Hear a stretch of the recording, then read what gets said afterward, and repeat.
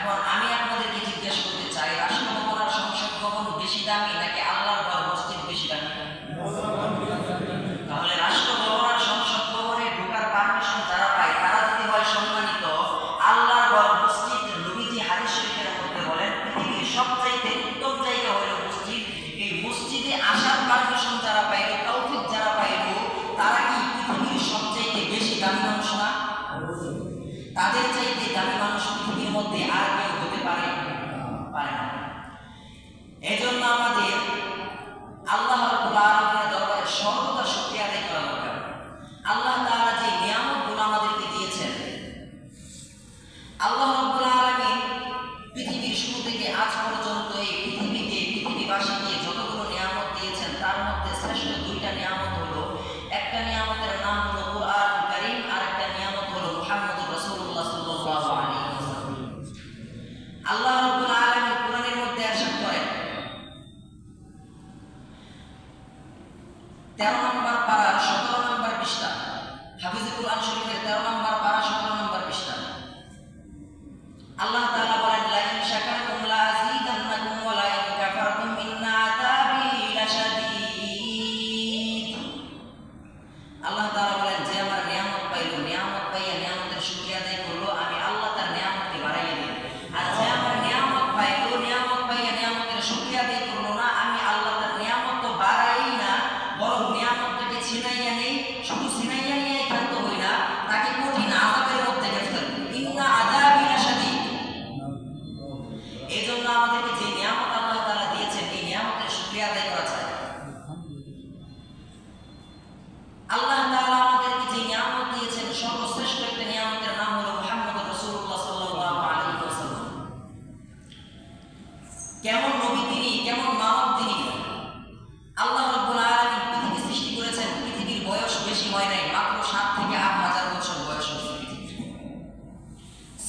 সিরাতের কিতাবের মধ্যে ঐতিহাসিকগণ লিখেছেন মাত্র 7 থেকে 8 হাজার, এর ভিতরে কম বেশ সংখ্যা আছে। তো এই 7 থেকে 8 হাজার বছর বয়সের মধ্যে আল্লাহ তাআলা লক্ষ লক্ষ নবী রাসূল পৃথিবীতে পাঠিয়েছেন, শতাধিক আসমানি গ্রন্থ আল্লাহ তাআলা পৃথিবীর মধ্যে প্রেরণ করেছেন।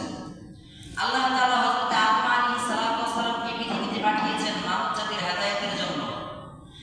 আল্লাহ তাআলা আদম আলাইহিস সালাতু ওয়াস সালামকে পাঠাইলেন, তাকে একটা কিতাব দিলেন, একটা শরীয়ত দিলেন, একটা ধর্ম দিলেন, একটা বিধান দিলেন। কিন্তু আল্লাহ তাআলা আদম আলাইহিস সালাতু ওয়াস সালামকে যে কিতাবটা দিয়েছিলেন, যে শরীয়ত দিয়েছিলেন, এটা কিয়ামত পর্যন্ত সময়ের জন্য না, বরং এটার নির্দিষ্ট একটা সীমানা ছিল সময়ের। এই সময়ের পর আর আদম আলাইহিস সালাতু ওয়াস সালামের নবুয়তও চলবে না, কিতাবও চলবে না, শরীয়তও চলবে না। ঠিক তেমনি ভাবে তাই ধারাবাহিকতায় আল্লাহ তাআলা মূসা আলাইহিস সালাতু ওয়াস সালামকে দুনিয়াতে পাঠাইলেন। মূসা আলাইহিস সালাতু ওয়াস সালাম দুনিয়াতে আসার পর আগের যত নবী ছিল সবার নবুয়ত শেষ, সবার কিতাব শেষ, সবার শরীয়ত শেষ, সবার বিধান শেষ। এখন মূসা আলাইহিস সালাতু ওয়াস সালাম নতুন নবী, নতুন রাসূল, তাকে নতুন কিতাব দেওয়া হয়েছে, নতুন ধর্ম, নতুন বিধান, নতুন শরীয়ত দেওয়া হয়েছে। ঠিক একই রকম ভাবে মূসা আলাইহিস সালাতু ওয়াস সালামের ধর্ম, কিতাব, শরীয়ত, বিধান কিয়ামত পর্যন্ত সময়ের জন্য না, একটা নির্দিষ্ট সময়ের পর মূসা আলাইহিস সালাতু ওয়াস সালাম দুনিয়া থেকে চলে গেলেন, তার কিতাব রহিত হয়ে গেল, তার ধর্ম রহিত হয়ে গেল, তার বিধান, তার শরীয়ত রহিত হয়ে গেল।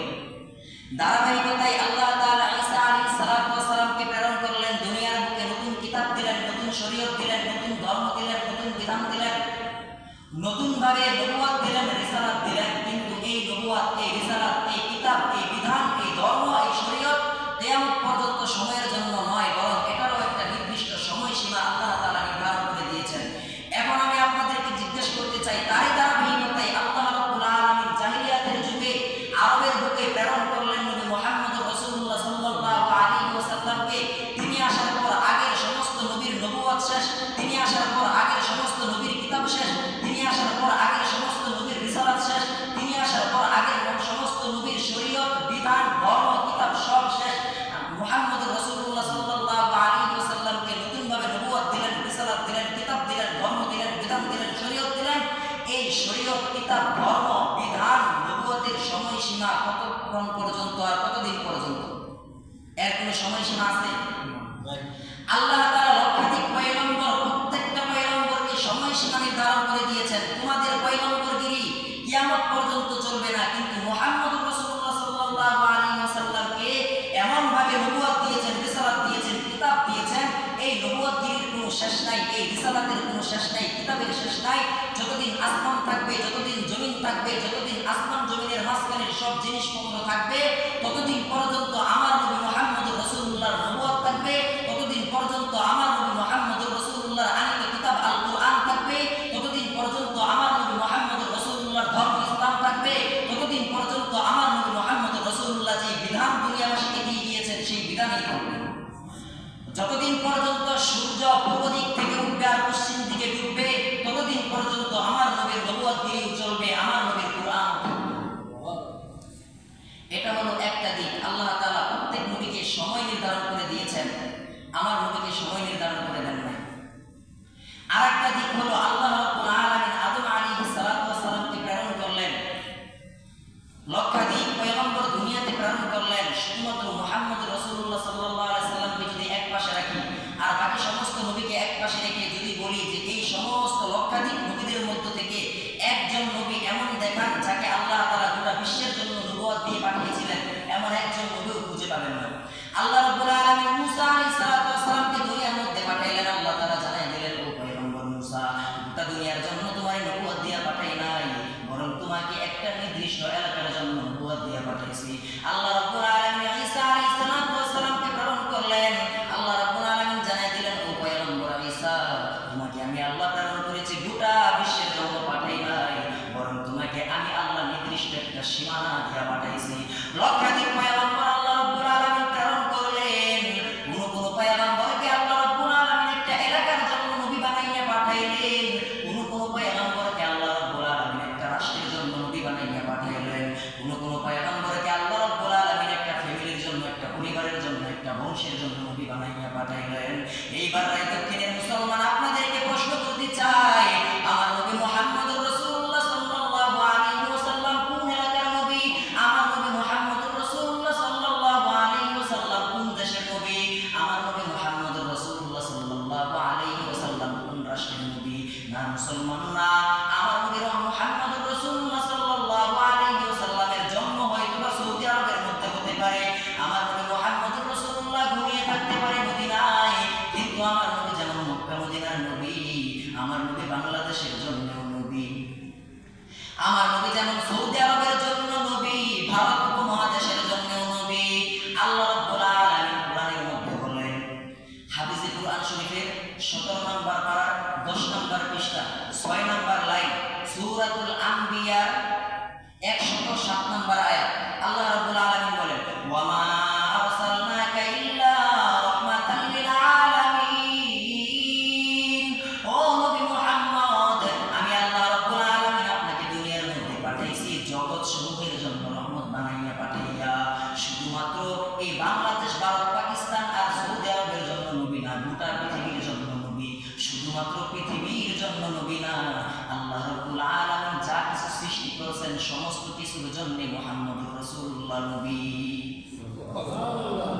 আমার নবী কতটুকু সীমানার জন্য নবী, এক কবি সুন্দর করে তার কবিতার মধ্যে বলেন, জাহা তক হ্যায় রবুবিয়ত খুদা কি, ওহা তক হ্যায় নবুওয়াত মুস্তাফা কি।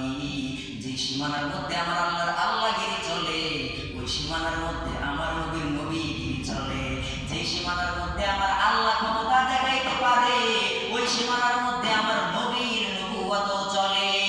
ওমা আরসালনাকা ইল্লা রাহমাতাল লিল আলামিন।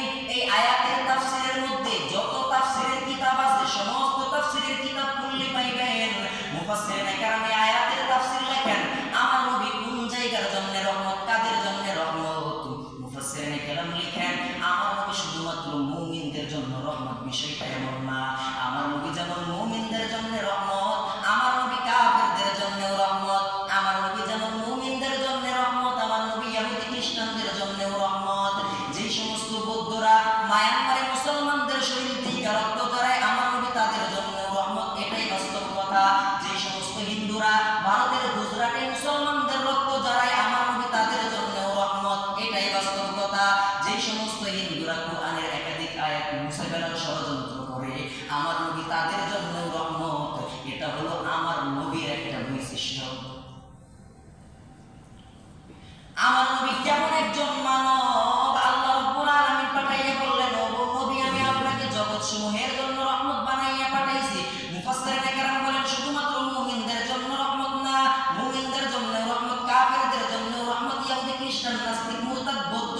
সবার জন্য আমার নবী রহমত। এইবার কথা হইল আমার নবী কি শুধুমাত্র মানুষদের জন্যই রহমত নাকি? মুফাসসিরিনে কেরাম লেখেন না, আমার নবী শুধু পৃথিবীর মানুষের জন্য রহমত না, আমার নবী যেমন মানুষদের জন্য রহমত, আকাশের মধ্যে যে পাখিগুলা উড়া যায় আমার নবী ওই পাখিগুলার জন্য রহমত। আমার নবী যেমন মানুষদের জন্য রহমত, আর জমিনের মধ্যে যে সমস্ত জঙ্গলের মধ্যে যে সমস্ত হিংস্র প্রাণীগুলো বসবাস করে তাদের জন্য আমার নবী রহমত। আমার নবী যেমন মানুষের জন্য রহমত, সমুদ্রের নিচে যে সমস্ত মাছগুলো বসবাস করে ওই সমস্ত মাছগুলির জন্য আমার নবী রহমত। রহমতে আলম মুহাম্মদ মুস্তাফা, নিয়ামতে আলম মুহাম্মদ মুস্তাফা, শরীআতুহু তরিকাতুহু তামামি, হাকিকত में मुहम्मद की गुलामी, मुहम्मद अशरफुल आराबी वल आजम, मुहम्मद खैरु मन यमशी अला कदम, मुहम्मद बासितुल मारूफि जामिआ, मुहम्मद साहिबुल इहसानि वल करम। এমন একজন নবী আল্লাহ রাব্বুল আলামিন পৃথিবীর ইতিহাসে আর পাঠায় নাই।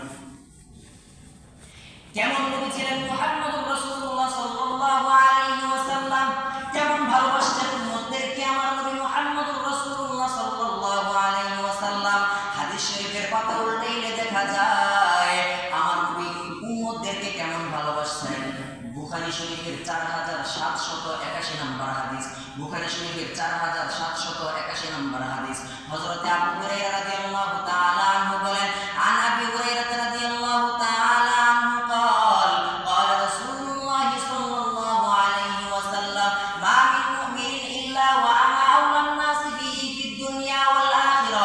নবী আমার হাদিস শরীফের মধ্যে ডাক দেয় কই, ও আমার সাহাবায়ে কেরাম শুনো, মুমিনদের জন্য দুনিয়াতে এবং আখিরাতে আমি নবীর চাইতে আপন কেউ নাই।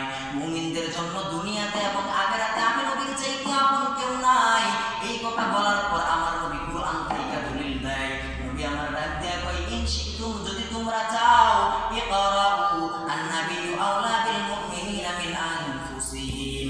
নবী এই কথা বলার পর কুরআন থেকে দলিল দেয়। ও সাহাবায়ে কেরাম, সাহাবায়ে কেরাম তো নবীর কথা শোনা মাত্র বিশ্বাস করে, তাও নবী কুরআন থেকে দলিল দেয়, ও সাহাবীরা আমি আমার এই কথা শোনার পর তোমরা যদি চাও কুরআন থেকে দলিল চাও, আমি কুরআন থেকেও দলিল দিলাম। তোমরা কুরআনের পৃষ্ঠা উল্টায় দেখো, আল্লাহ রাব্বুল আলামিন সূরাতুল আহজাবের মধ্যে 6 নম্বর আয়াতে আল্লাহ তাআলা বলেন, আন-নাবিয়্যু আওলা বিল মুমিনিনা মিন আনফুসিহিম। মুমিনদের নিকট আল্লাহর নবী মুমিনদের নিজের জীবনের চাইতেও বেশি প্রিয়। এটা তো নবীজির কথা নয়, আল্লাহ তাআলা বলেন, ও ঈমানদারগণ, তোমাদের কাছে তোমাদের নবী মুহাম্মদুর রাসূলুল্লাহ তোমাদের নিজের জীবনের চাইতেও বেশি প্রিয়। এই কথা বলার পর পয়গম্বর বলেন, ফাআইয়ুমা মুমিনিন ইন তারাকা মালান ফালইয়ারিথু আসবাতুহু মান কানু। নবী আমার ডাক দিয়ে বলে, ও সাহাবায়ে কেরাম, যদি তোমাদের মধ্য থেকে কোনো মুমিন মারা যায়, সে যখন ধন সম্পদগুলো রাইখা যায়, তার ওই ধন সম্পদগুলোর ওয়ারিস হয় তার আত্মীয় স্বজন। এতটুকু বলার পর এই হাদিসের মধ্যে এতটুকু বলার পর এই হাদিসের একদম শেষের অংশ যেটা, এরপরে যে বক্তব্যটা নবীজি দিয়েছেন, আমরা অনেকেই অনেক সময় দাবি করি আমার বাবা আমার সবচাইতে আপন, আমার মা আমার সবচাইতে আপন, আমার পীর সাহেব আমার সবচাইতে আপন, আমার নেতা আমার আপন, স্ত্রী আপন, কত দাবি কত জমি করি। যদি পৃথিবীর মধ্যে আপন আর পর বিচার করতে চান, যাকে আপনার মনে হয় সবচাইতে বেশি আপন তাকে আপনি একটু বললেন বুখারী শরীফের এই হাদিসের শেষের যে বক্তব্যটা একটু দেওয়ার জন্য নবী এতটুকু দাবি করলেন, আমি ঈমানদারদের জন্য সবচাইতে বেশি আপন। এই দাবি করার পর নবী কুরআন থেকে দলিল দিলেন। এখন নবী যে আপন এর একটা প্রমাণ নবীজি দিতেছেন। হাদিসের শেষের অংশে নবীজি বলেন, ইন তারাকা দাইনান আও দয়ান, ইন তারাকা দাইনান আও দয়ান ফালিয়াতি ফাআনা মাওলাহু। ছোট্ট অল্প কয়েকটা শব্দ মাত্র, কিন্তু এই অল্প কয়েকটা শব্দ এমন একটা কথা নবীজি বলছেন, এই কথাটা অথবা এরকম কোনো কথা, এরকম অর্থের কোনো কথা পৃথিবীর ইতিহাসে আজ পর্যন্ত দিতে পারে নাই, একজন ব্যক্তি দিছে, তার নাম মুহাম্মদুর রাসূলুল্লাহ। এই বক্তব্যটা ইন তারাকা দাইনান আও দয়াআন ফালইয়াতি ফাআনা মাওলাহু, এই বক্তব্য নবীজি তো দিয়েছেন আরবিতে, বাংলাদেশের কোনো মানুষ বাংলায়, অথবা ইংরেজি ভাষাভাষীর কোনো মানুষ ইংরেজিতে, অন্য কোনো ভাষাভাষীর কোনো মানুষ অন্য কোনো ভাষায় এই বক্তব্যটা দিছে, পৃথিবীর ইতিহাসে আর একজন খুঁজে পাইবেন না। এমন কি আছে এই বক্তব্যের মধ্যে যে পৃথিবীর আর কোনো মানুষ দিতে পারে নাই, শুধুমাত্র মুহাম্মদ রাসূলুল্লাহ দিছে। দেখেন, নবীজি দাবি করলেন আমি মুসলমানদের জন্য সবচেয়ে বেশি আপন, দুনিয়াতেও আখিরাতেও। কোরআন থেকে দলিল দিলেন, এবার বাস্তব প্রমাণ নবীজি দিতেছে। নবীজি ডাক দেয়া কয় ইন তারাকাতাইনান আও দায়ান, যদি তোমাদের মধ্যে কোনো মানুষ ধন সম্পদ রাইখা মারা যায়, তার ধন সম্পদের ওয়ারিস হয় তার আত্মীয় স্বজন। কিন্তু যখন তোমাদের মধ্য থেকে কোনো মুমিন, কোনো ইমানদার এমন অবস্থায় মারা যায় তার কাঁধের মধ্যে অনেক ঋণ, যদি কোনো মুমিন, কোনো মুসলমান, কোনো ইমানদার এমন অবস্থায় মারা যায় যার কাঁধের মধ্যে অনেকগুলো ঋণ রয়ে গেছে, এই ঋণ পরিশোধ করার মতো ক্ষমতা তার আত্মীয় স্বজনদের নাই, এই ঋণ পরিশোধ করার মতো কেউ দুনিয়াতে তার নাই, ও আমার সাহাবায়ে কেরাম, ওই লোকের সমস্ত ঋণ আমার কাছে নিয়ে আসো, আমি নবী মুহাম্মদুর রাসূলুল্লাহ তার ঋণগুলো পরিশোধ করে দেব। শুধু এতটুকুই না, নবী আমার বলেন আও দয়ান, যদি কোনো মুমিন মারা যায় আর তার আত্মীয় স্বজন দুনিয়ার মধ্যে থাকে, তার স্ত্রী দুনিয়ার মধ্যে থাকে, তার সন্তান সন্ততি দুনিয়ার মধ্যে থাকে, তার পরিবারকে খাওয়ানোর মতো কেউ নাই, তার পরিবারকে দেখার মতো কেউ নাই, শুধুমাত্র এই একটা পরিবার না, পৃথিবীর মধ্যে যতগুলো পরিবার মুসলমান এমন থাকবে যাদেরকে দেখার মতো কেউ নাই, যাদেরকে খাওয়ানোর মতো কেউ নাই, যাদের আপন বলতে কেউ নাই, যাদের পাশে দাঁড়ানোর মতো কেউ নাই, অনেক ঋণ হয়ে গেছে, এই ঋণগুলো পরিশোধ করার মতো কেউ নাই, ও আমার সাহাবায়ে কেরাম, তাদেরকে আমি নবীর কাছে নিয়ে আসো, তারা যত সংখ্যায় হোক না কেন, যেই দেশের হোক না কেন, যেই রাষ্ট্রের হোক না কেন, আমি নবীর কাছে নিয়ে আসো, আমি নবী তাদের অভিভাবক হয়ে গেলাম, তাদের হইয়া আমি নবী তাদের সমস্ত ঋণ পরিশোধ করে দেব, তাদের জন্য যা কিছু করা লাগে তাদের সকলের দায়িত্ব আমি নবী নিয়ে নিব। এমন বক্তব্য হয়তো সন্তানের জন্য বাবা দিতে পারে, বাবার জন্য সন্তান দিতে পারে, শুধুমাত্র একজন মানুষের জন্য দিতে পারে, কিন্তু আমভাবে সকল মানুষের জন্য এমন বক্তব্য কোনো নেতা, কোনো পীর সাহেব পৃথিবীর ইতিহাসে আজ পর্যন্ত দেয় নাই। নবী যে আমাদের কেমন আপন, এমন একজন নবী পৃথিবীর ইতিহাসে আর খুঁজে পাবেন না। কেমন মানুষ ছিলেন তিনি, গল্প বলি শোনো প্রিয় নবীজির, শ্রেষ্ঠ মানুষ তিনি এই ধরনীর, গল্প বলি শোনো প্রিয় নবীজির, শ্রেষ্ঠ মানুষ তিনি এই ধরনীর। যাদের ছিল না কোনো সহায় স্বজন, তাদের ছিলেন তিনি বড় আপন, যাদের ছিল না কোনো সহায় স্বজন, তাদের ছিলেন তিনি বড় আপন, হৃদয়ে ছিল তার অতল গভীর, হৃদয়ে ছিল তার অতল গভীর, পরের ব্যথাতে তিনি সদায় ধীর, গল্প বলি শোনো প্রিয় নবীজির, শ্রেষ্ঠ মানুষ যিনি এই ধরনীর। নবীজির চাইতে শ্রেষ্ঠ মানুষ পৃথিবীর ইতিহাসে আর কেউ নেই। কেমন ভালোবাসতেন নবীজি আমাদেরকে। বুখারী শরীফের আরেকটা হাদিসের মধ্যে হযরত আয়েশা সিদ্দিকা রাদিয়াল্লাহু তাআলা আনহা একদিন নবীজিকে ডাকতে কই, ইয়া রাসূলুল্লাহ, ইয়া হাবিবাল্লাহ, পয়গম্বর, আপনার কাছে জানতে চাই, ওগো নবী, উহুদের ময়দানে আপনি অনেক কষ্ট সহ্য করেছেন গো নবী। আয়েশা সিদ্দিকা রাদিয়াল্লাহু তাআলা আনহা বলেন, ইয়া রাসূলুল্লাহ, উহুদের ময়দানের চাইতে আরো কোনো কষ্টের দিন আপনার জীবনের মধ্যে আছে নাকি? নবী আমার ডাকতে কয়, আয়েশা রে, উহুদের ময়দানে কাফেররা মারতে মারতে আমার দাঁত ভেঙে ফেলাইছে। ওরে আয়েশা, উহুদের ময়দানে কাফেররা মারতে মারতে লোহার টুপি ভেঙে আমার মাথায় ঢুকায় ফেলাইছে। এ আয়েশা, উহুদের ময়দানে তোমার কওমের লোকেরা, তোমার এলাকার মানুষরা আমারে যা কষ্ট দেওয়ার তো দিছে, এই কষ্ট আমার মনে নাই।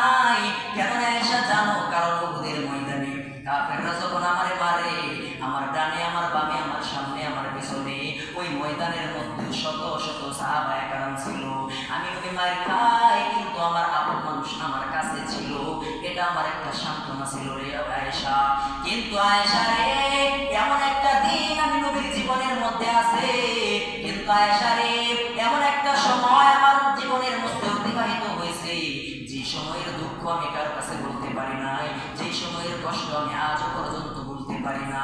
আপনারা ভাবতে পারেন হুজুর, উহুদের ময়দানে হযরতে উমর নবীজির পাশে ছিল, উহুদের ময়দানে হযরতে আবু বকর ময়দানের মধ্যে ছিল, উহুদের ময়দানে হযরতে আলী ছিল, হযরতে উসমান ছিল, তালহা ছিল, এতগুলো সাহাবায়ে কেরাম উহুদের ময়দানে থাকার পরেও কাফেররা আমার নবীর ধাত কেমনে ভাঙবে? মুসলমানদের মনের মধ্যে প্রশ্ন থাকতে পারে, হুজুর উহুদের ময়দানে যদি শত শত সাহাবায়ে কেরাম উপস্থিত থাকে তাহলে আমার নবী মায়ের খায় কেমনে? উহুদের ময়দানে যদি শত শত সাহাবায়ে কেরাম থাকে আমার নবীরে মারতে মারতে লোহার টুপি মাথায় ঢুকায় কেমনে?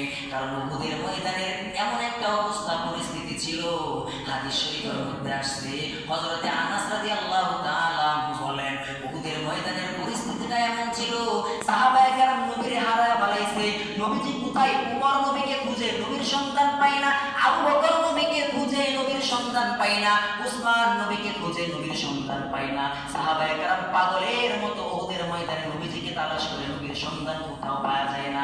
নবীজি কোথায়? কাফেররা চতুর্দিক থেকে নবীজিকে ঘেরাও করিয়া ফেলাইছে, নবীজির চতুর্দিকে কাফের, মাঝখানে আমার নবী। চতুর্দিক থেকে যখন কাফেররা নবীজিকে ঘেরাও করে ফেলে তখন নবীজি বাঁচার জন্য, যখন নবীজিকে সাহাবায়ে কেরাম খুঁজতেছে, হঠাৎ করে খুঁজতে খুঁজতে সাহাবায়ে কেরাম এক সময় নবীজিকে পাইয়া গেলেন। ওই তো নবীজিকে দেখা যায়, যখন নবীজি সাহাবায়ে কেরামদেরকে দেখলেন তখন নবীজি একটা ঘোষণা দিলেন, ও আমার সাহাবায়ে কেরাম, কে আছো আজকে কাফেরদের তীর থেকে আমি মুহাম্মদকে রক্ষা করবা, তার জন্য জান্নাত ওয়াজিব হয়ে যাবে। হযরতে তালহা রাদিয়াল্লাহু তাআলা আনহু নিজের জীবনকে কুরবান রেখে নবীজির কাছে দৌড়ায় আসলেন আর বললেন, ইয়া রাসূলুল্লাহ, আপনি মাথাটাকে নিচু কইরা বসিয়া থাকেন, কাফেরদের কোনো তীর যেন আপনার গায়ে লাগতে না পারে।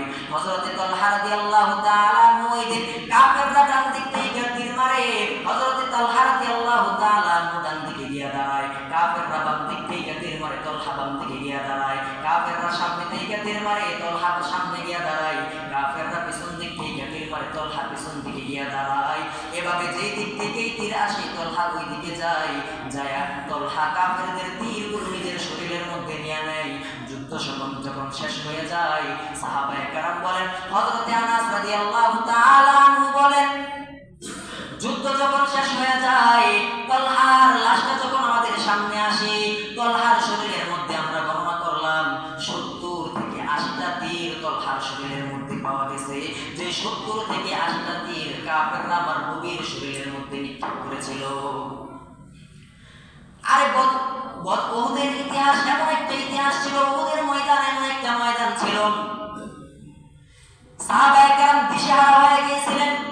শয়তান মদিনার মধ্যে সংবাদ ছড়িয়ে দিয়েছিলেন মুহাম্মদ দুনিয়ার মধ্যে নাই, মুহাম্মদ ইন্তেকাল করেছেন, দুনিয়া ছেড়ে মুহাম্মদ চলে গিয়েছেন, কাফেররা মুহাম্মদকে শহীদ করে দিয়েছে, এমন একটা সংবাদ মদিনার মধ্যে শয়তান ছড়িয়ে দিয়েছিল। আরে উমর রাদিয়াল্লাহু তাআলা আনহুর সামনে দাঁড়াইয়া নবীজির দিকে চোখ গরম করে তাকাবে এমন কোন মায়ের সন্তান পৃথিবীর ইতিহাসে আজ পর্যন্ত জন্মগ্রহণ করে নাই।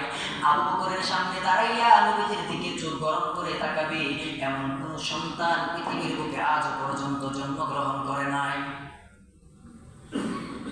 পৃথিবীর মানুষ সবাই জানে দুইজন সাহাবীর কথা, একজন ওমর, একজন আবু বকর, একজন গরম, একজন নরম।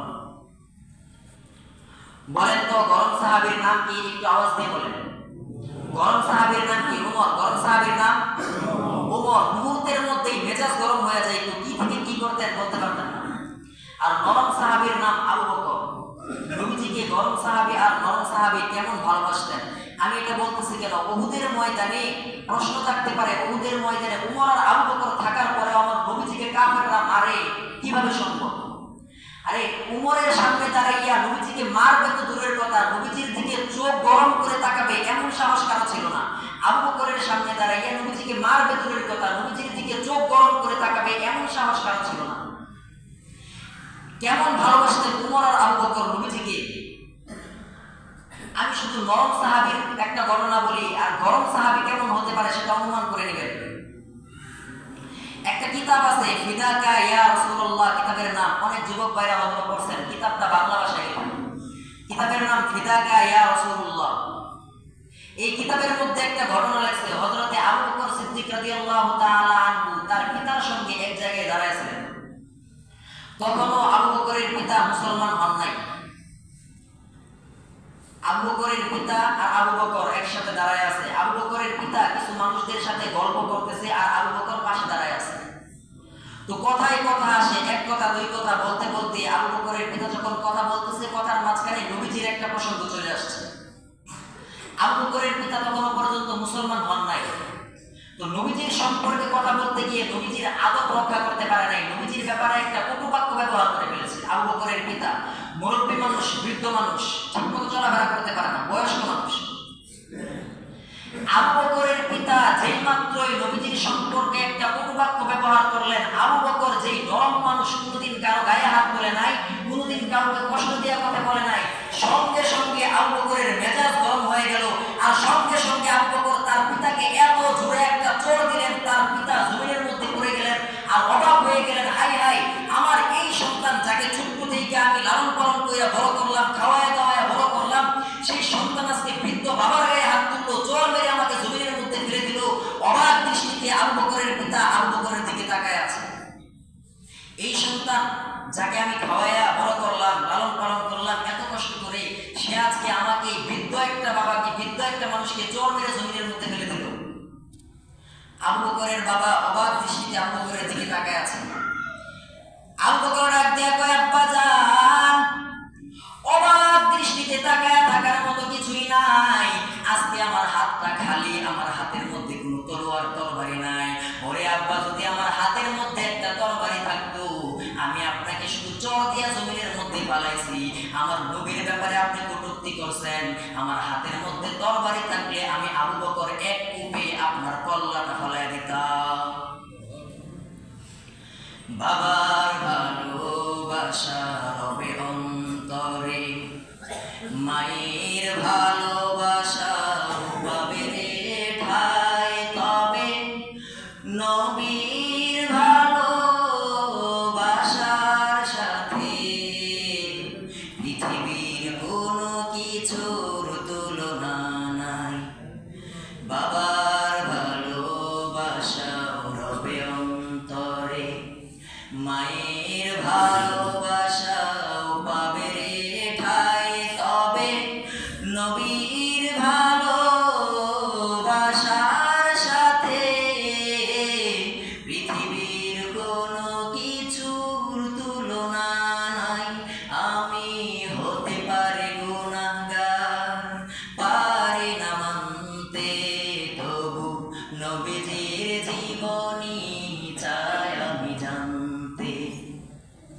শুনেছি আমার নবী আমাকে ভালোবেসে, শুনেছি আমার নবী আমাকে ভালোবেসে, তায়েফের ময়দানে রক্ত জড়ায়, উহুদের ময়দানে রক্ত জড়ায়, তাই নবীর ভালোবাসার সাথে পৃথিবীর কোনো কিছুর তুলনা নাই। আমি জীবন দিয়ে হলেও, মরে গিয়ে হলেও, জীবন দিয়ে হলেও, মরে গিয়ে হলেও নবীজির ভালোবাসা চাই, নবীজির ভালোবাসা চাই। হযরতে আবু বকর সিদ্দিক রাদিয়াল্লাহু তাআলা আনহু বাবার দিকে তাকাইলেন না। আবু বকর সিদ্দিক রাদিয়াল্লাহু তাআলা আনহু চিন্তা করলেন, আমি আমার নবীকে আমার বাবার চাইতেও বেশি ভালোবাসি। নবীর ব্যাপারে কটূক্তি করবে, সে আমার বাবা হোক, আমার মা হোক, আমার ভাই হোক, যেই হোক না কেন, নবীর জন্য মুসলমান শুধু আব্বু আর আম্মু না, নবীর জন্য মুসলমান গোটা পৃথিবীটাকেই পরিত্যাগ করতে পারে।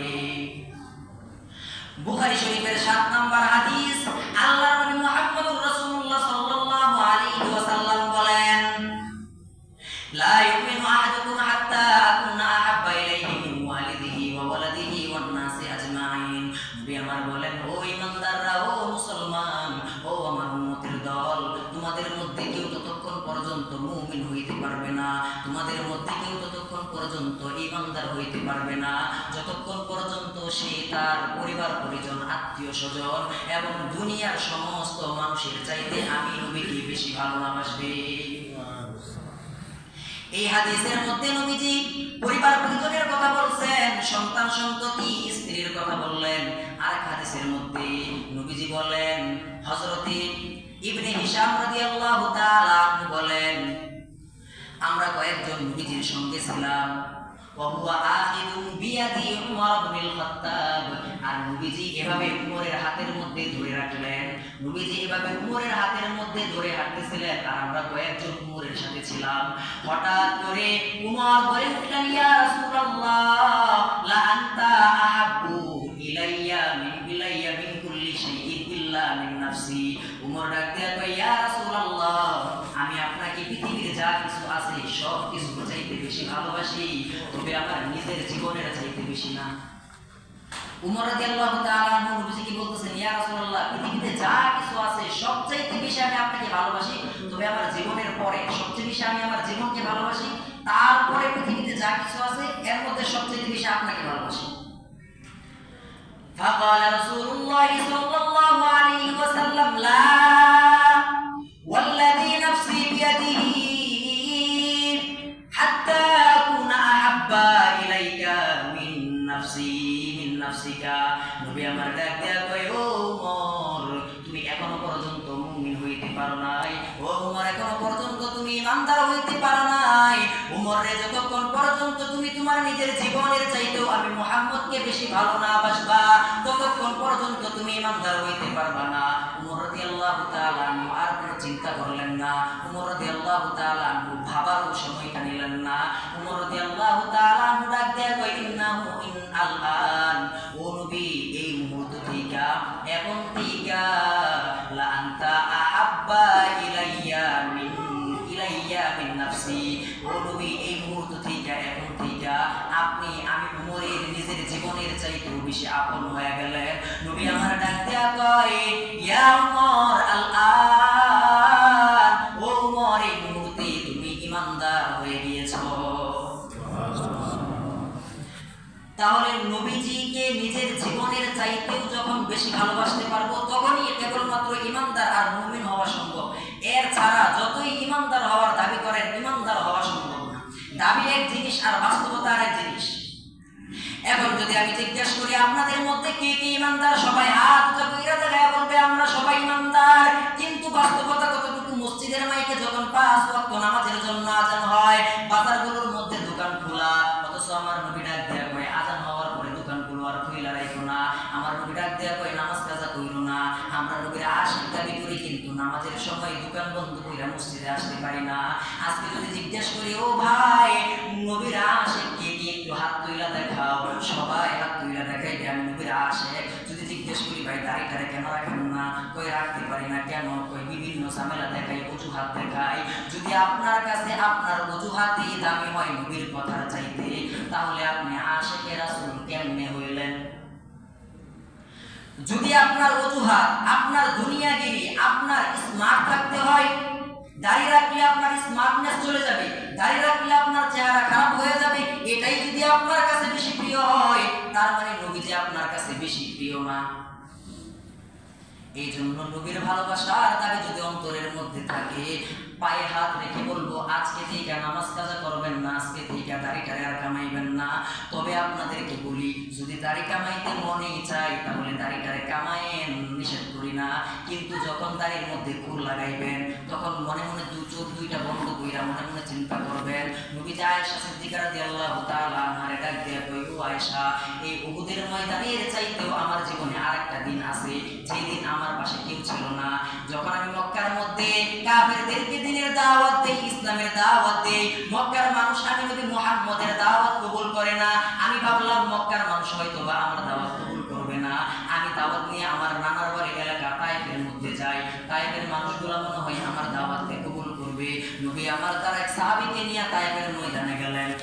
তায়েফের ময়দানে নবী 3 জন মানুষকে দাওয়াত দিলেন, তিনজনের মধ্যে কেউ নবীর দাওয়াত কবুল করলেন না। যখন নবী তায়েফের ময়দান থেকে নৈরাশ হয়ে গেলেন, নবী সাহাবীকে নিয়ে তায়েফের ময়দান থেকে চলে আসতেছেন, নিষ্ঠুর আবু জাহেল নবীকে ছাড়ে নাই। তায়েফের ময়দানে গিয়ে ঘোষণা দেয়, ও তায়েফবাসী, তোমরা কি এই লোকটারে চিনো? তায়েফের মানুষ ডাক দেয়া কয়, কোনোদিন দেখি নাই, চিনিও না, শুনিও নাই কিছু তার সম্পর্কে। আবু জাহেল ডাক দেয়া কয়, ও তায়েফের মানুষ, এই লোকটা একটা পাগল, তোমরা তারে মারো। তায়েফের যুবকগুলা নবীজিরে দাওয়াত দেয়, নবীজির সামনের দিকে দৌড়ায়। তায়েফের যুবকগুলা নবীজিরে দাওয়াত দেয়, নবীজির সামনের দিকে দৌড়ায়। নবীজির সাহাবী যায়েদ ইবনে হারেসা, নবীজির সঙ্গে আর কেউ নাই, নবীজির সামনের দিকে দৌড়ায়। তায়েফের ময়দানে এক প্রকারের পাথর পাওয়া যায়, ছোট্ট ছোট্ট পাথর, যে পাথরের আগাটা মাথাটা হইল চুপকা, মারার সঙ্গে সঙ্গে পাথরটা বেঁধে যায়, এমন একটা পাথর তায়েফের ময়দানে পাওয়া যায়। ওই পাথরগুলা যুবকগুলা হাতের মধ্যে ওই পাথরগুলা নিয়ে নবীজির শরীরের মধ্যে মারে। যায়েদ রাদিয়াল্লাহু তাআলা ডাক দিয়া কয়, আমি নবীজিকে বাঁচানোর জন্য নবীজির সামনে গিয়া দাঁড়াইলাম। তায়েফের যুবকগুলা নবীজির দিকে পাথর মারে, ওই পাথরগুলা আমি যায়েদের শরীরের মধ্যে লাগে। আমি নবীজিকে বাঁচানোর জন্য নবীজির ডানে বামে পিছনে সামনে দাঁড়াইলাম। এক পর্যায়ে ওরা পাথর মারতে মারতে এমন ভাবে পাথর মারলেন, আমি যায়েদ আর দাঁড়াইতে পারি না। পাথরের আঘাত খাওয়ার পর আমি যায়েদ জমিনের মধ্যে শুয়ে পড়লাম। এখন আমার চোখের সামনে আমার নবীরে মারে, আমি যায়েদ দেখা ছাড়া আর কিছুই করার নাই, কারণ আমি এখন উইঠা নবীকে গিয়ে বাঁচাবো এমন শক্তি আমার শরীরের মধ্যে নাই। আমি যায়েদ শুধু তাকায়া তাকায়া দেখি তায়েফের যুবকগুলো আমার নবীর শরীরের মধ্যে পাথর মারে, আর নবীর শরীরের মধ্যে পাথর লাগা শরীর থেকে রক্ত জোরে জোরে পড়ে। ও মুসলমান, দাড়িটারে কামায়েন, কিন্তু চোখ দুইটা বন্ধ কইরা চিন্তা কইরেন আমার মুখে যেন দাড়ি থাকে, এই জন্য নবীজি তায়েফের ময়দানে মার খায়। দাড়িটারে কামায়েন, কিন্তু চোখ দুইটা বন্ধ কইরা একটু চিন্তা কইরেন আমার মুখের মধ্যে যেন দাড়ি থাকে, আমি যেন জান্নাতে যাই, আমি যেন জাহান্নাম থেকে বাঁচতে পারি, আমি যেন নামাজটারে ধরতে পারি। এই জন্য নবীজি উহুদের ময়দানে মার খায়। এই জিনিসগুলার একটু চিন্তা করেন আর দাড়িটারে কামায়েন। নবীজি ডাক দেয়া কই, আমার কোনো উম্মত যখন দাড়ির মধ্যে ফুল লাগাই, ওই ফুলটা সে তার দাড়ির মধ্যে লাগাই না, ওই ফুলটা আমি মুহাম্মদের কলিজার মধ্যে লাগাই। এই জন্য সবার প্রতি আমার একটা অনুরোধ থাকবে, যদি দাবি করেন আমি আশিকে রাসূল নবীকে সামান্য পরিমাণ মুহাব্বত করি, আজকের পর থেকে আযানের পর দোকানপাট বন্ধ করে দিবেন, নামাজ শেষ হওয়ার পর দোকানদারি করবেন, আযানের পর দুনিয়ার সব কাজ বন্ধ করে দিবেন, দুনিয়ার সব কাজ নামাজের পর করবেন। আজকে থেকে নিয়ত করেন, এই মসজিদের ভিতরে বৈশা জীবন থাকবে, মুখে দাঁড়িয়ে থাকবে, জীবন থাকবে না তারপরে কি হবে জানি না, জীবন থাকবে নবীর ভালোবাসা অন্তরের মধ্যে থাকবে, জীবন থাকবে নামাজ ছাড়বো না, জীবন না থাকলে পরেটা আল্লাহ তাআলা ভালো জানেন। আল্লাহ রাব্বুল আলামিন আমাদেরকে নবীর মুহাব্বত নিয়ে কবরে যাওয়ার তৌফিক দান করুন। নবীর মুহাব্বতের 100% সত্যায়ন দুনিয়ার মধ্যে করার